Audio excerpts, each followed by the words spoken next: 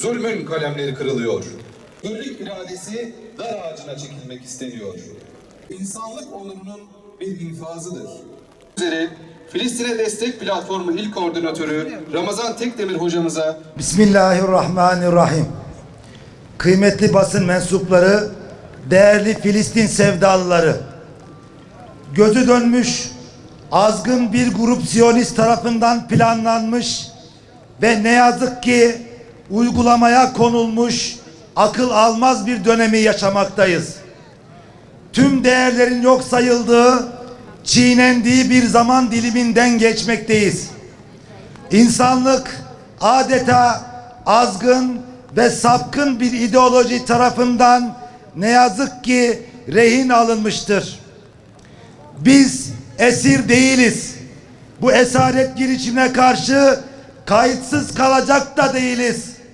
Siyonist rejim şunu bilsin ki zalimlerin topuna canımızla, başımızla, elimizle, aşımızla, varımızla, yoğumuzla direneceğiz. Kıymetli Filistin sevdalıları, Siyonist İsrail rejimi tarafından Gazze'de işlenen soykırımın kahredici acısı vicdanlarda canlı dururken, Lübnan'da ve İran'da ortaya konan yeni vahşetler insanlığı bir kez daha derinden sarsmaktadır.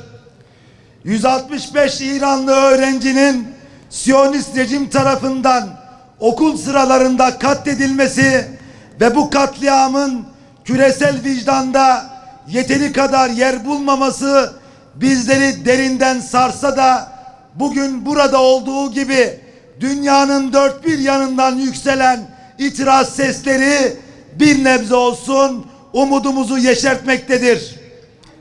Açıkça ifade etmek gerekir ki İsrail'in Filistinlere karşı idamı yasallaştırması tam bir vahşet, açık bir hukuk ihlalidir. İşgal ettikleri toprakların gerçek sahiplerini ipe götürmeye cüret etmek demek, kendi ipini çekmekten, terör devletinin kaçınılmaz sonunu hazırlamaktan başka bir şey değildir. Bu adımın Nazi zulmünden hiçbir farkı yoktur.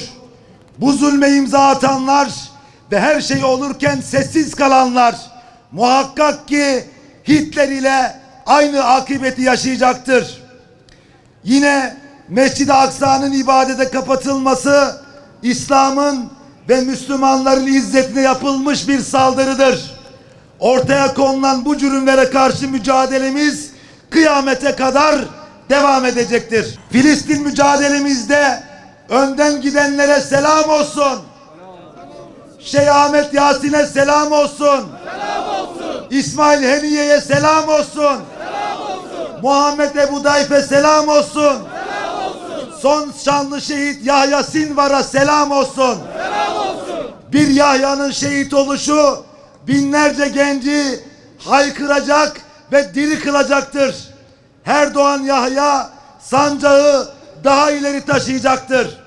Değerli basın mensupları, gözü dönmüş Netanyahu'nun yargılanacağı ve hak ettiği cezayı çekeceği günlerin yakınlığı bizzat kendisi tarafından da bilinmektedir.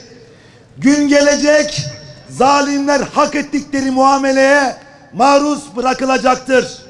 Gün gelecek, akan her gözyaşının, dökülen her kanın ve yetim bırakılan her canın hesabı sorulacaktır. Ve zalimler için cehennem daima yaşayacaktır. Kıymetli Hazirun, bizler Filistin'e Destek Platformu ve Diyarbakır İslami Sivil Toplum Kuruluşları olarak meşrep, mezhep, siyasi görüş, din ve dil ayrımı yapmaksızın küresel bir direniş hareketi başlatmakta, her yönden ve her hususta zalim Siyonist rejim ile mücadele etmekte kararlıyız. Bu bağlamda ikinci kez yola 200'ü aşkın gemiyle çıkacak Sumut filosuna tam desteğimizi buradan Diyarbakır meydanından ilan etmek istiyoruz. وَالْعَاقِبَةُ لِلْمُتَّقِينَ وَلَا عُدْوَانَ إِلَّا عَلَى الظَّالِمِينَ والصلاة والسلام على رسولنا محمد وعلى آله وأصحابه أجمعين.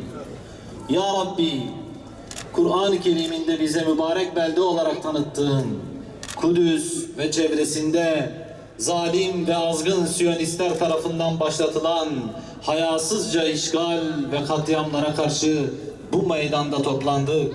Ümmetçe ellerimizi açtık. Sana yalvarıyoruz. Dualarımızı kabul eyle ya Rabbi. Ey dualara icabet eden, bize şah damarımızdan da yakın olan, zulme asla rızası olmayan, kahhar ve cebbar olan Allah'ım, dünyayı yaşanmaz hale getiren zalimlere, ümmetlerin birliğini, dirliğini bozmak isteyen hainlere karşı bizleri uyanık eyle ya Rabbi. Teşekkür ediyorum. Programımızın sonunda sadece yas tutmaya değil, bu haksızlığa karşı dik durmaya söz veriyoruz. Bu onurlu duruş için her birinize teşekkür ediyoruz. Allah'a emanet olun.